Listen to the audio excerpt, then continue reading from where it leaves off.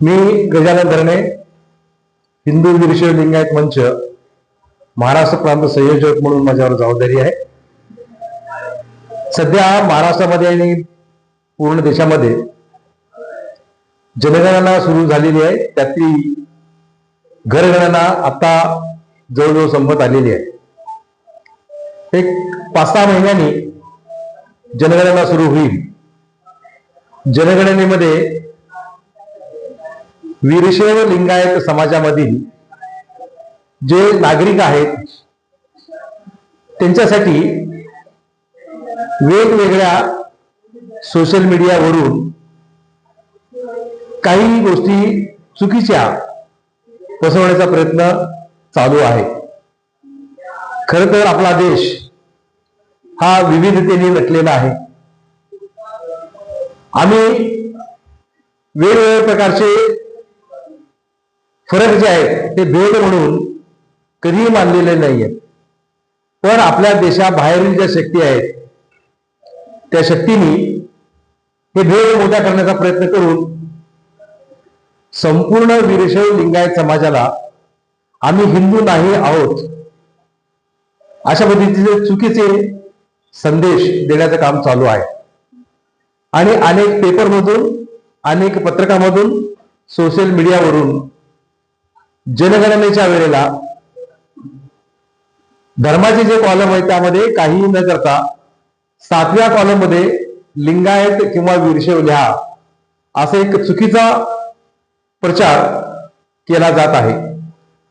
त्या विरोधात राष्ट्रवादी शक्ती आज काम करते आहे. खरं तर वीरशैव लिंगायत हे शिवाचे भक्त आहोत. संपूर्ण हिंदू समाज ब्रह्मा, विष्णू आणि महेश यांना आराध्य मानतो. त्या आराध्यापैकीच शंभू महादेवाच्या मी वंशज आहोत, त्यांना मानणारे आहोत.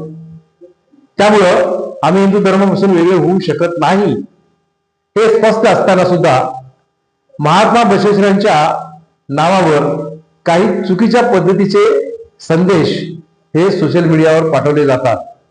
माझं सर्वांना कळकळीचं आव्हान आहे की आपण धर्माच्या कॉलम मध्ये हिंदू धर्म हा पहिला कॉलम येतो, त्यामध्ये आपल्या नावासमोर टिक करून आपण हिंदू धर्माचाच एक भाग आहोत अशा पद्धतीचा संदेश देणं अतिशय महत्वाचं आहे. या चुकीच्या काही गोष्टी आज पसरवले जात आहेत. त्यामध्ये आम्ही हिंदू नाही आहोत असं म्हणलं तर वीरशैव लिंगायत समाजामधील जवळजवळ 28 जातींना वेगवेगळ्या प्रकारच्या रिझर्वेशन्स हे मिळत आहेत. आणि आगामी काळामध्ये कदाचित हे रिझर्वेशन सुद्धा आपल्याला सोडावे लागतील, ज्यामुळे समाजाचं नुकसान हे होणार आहे. आणि अनेक मठ आणि मंदिरं हे आमच्या ताब्यात आहेत, त्याच्यावर करायचं आपल्याला हक्कही सोडावा लागेल. एका अर्थाने आपल्या समाजाला एक वेगळा आणि चुकीचा समज करून देण्याचा काम आपल्याच समाजामधील काही लोक करतायत. यापासून आपण सर्वांनी सावध राहावं असं मी तुम्हाला सर्वांना आवाहन करतो. आणि सातारा जिल्हा मान तालुक्यामधील त्यातल्या मसूडमधील सर्व जनता ही सुज्ञ आहे.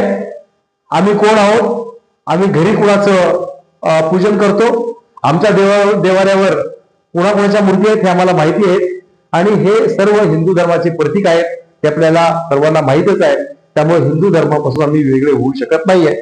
त्यामुळं येणाऱ्या जनगणनेमध्ये आपण आपला धर्म हा हिंदू म्हणून लिहायचा आहे. आणि जातीच्या कॉलम मध्ये मात्र आपली असलेली जात कदाचित लिंगायत वाणी असेल, लिंगायत माळी असेल, लिंगायत बनेसगे असेल, लिंगायत कुरणशेट्टी असेल किंवा लिंगायत हार्डे असेल, लिंगायत कक्काई असेल, असे वेगवेगळ्या प्रकारच्या जाती आणि उपजाती त्यामध्ये लिहा.